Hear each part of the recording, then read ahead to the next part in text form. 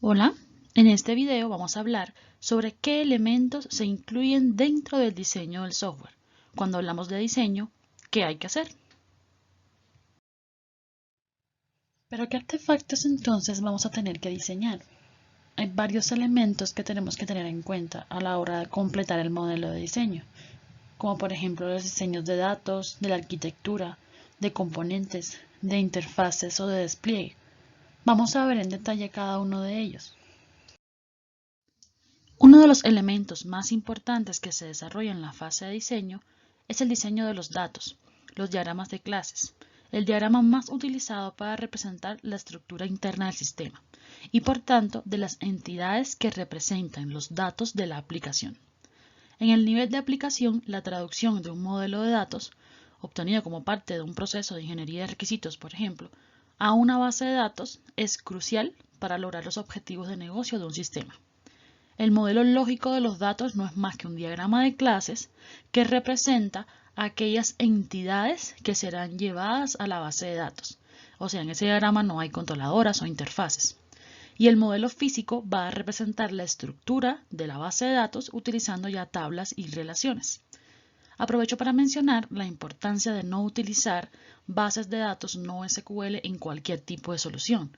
Si bien son muy flexibles en el momento del desarrollo, esa flexibilidad puede ocasionar problemas en el futuro, por ejemplo, al incumplir los principios ACIDS.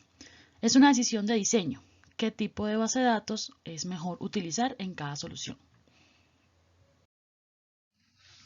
Con respecto al diseño de la arquitectura del sistema, podemos decir que la arquitectura es equivalente al plano de una casa. Con respecto a software, entonces sería el plano del software. El modelo arquitectónico se va a estar nutriendo de tres elementos fundamentales: información sobre el dominio de la aplicación, sobre el dominio del problema, elementos que ya hayamos obtenido en fases anteriores, como por ejemplo los modelos de requisitos o de análisis, diferentes diagramas o artefactos, y también se va a nutrir de estilos o patrones de arquitectura que ya existen y pueden ser utilizados en nuestra solución. En próximos videos estaremos hablando de estos patrones y de qué diagramas nos sirven para representar la arquitectura de un sistema. El diseño a nivel de componentes se utiliza para describir la arquitectura del sistema, utilizando justamente un artefacto llamado componente. Vamos a definir qué componentes estructuran a mi sistema y para eso se va a utilizar un diagrama de componentes, algo que vamos a ver en un video próximo.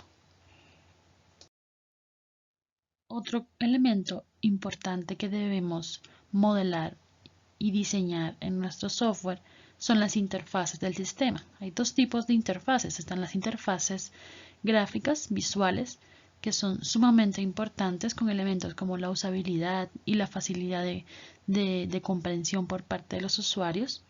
Pero también existen las interfaces entre sistemas. Muchas veces ya en la actualidad los sistemas están conectados con otros sistemas que están pues en otros lugares distintos al lugar donde se está desarrollando el software, dígase bancos o proveedores de información. Esas interfaces también son sumamente importantes definirlas. También si nuestro software necesita brindar información a otro software, pues más importante aún es definir correctamente esa interfaz por la cual nuestro software va a brindar datos o información. Por último, pero no menos importante, está el diseño del despliegue de la aplicación.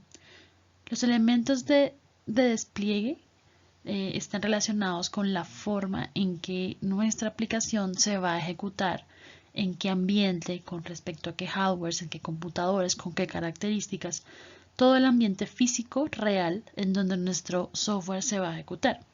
Para eso vamos a utilizar un diagrama de despliegue donde va a estar definido pues toda esa información, que es sumamente importante. Entonces, en los próximos videos vamos a entrar en un mayor nivel de detalle con respecto a elementos de arquitectura, de componentes, de interfaces y de despliegue.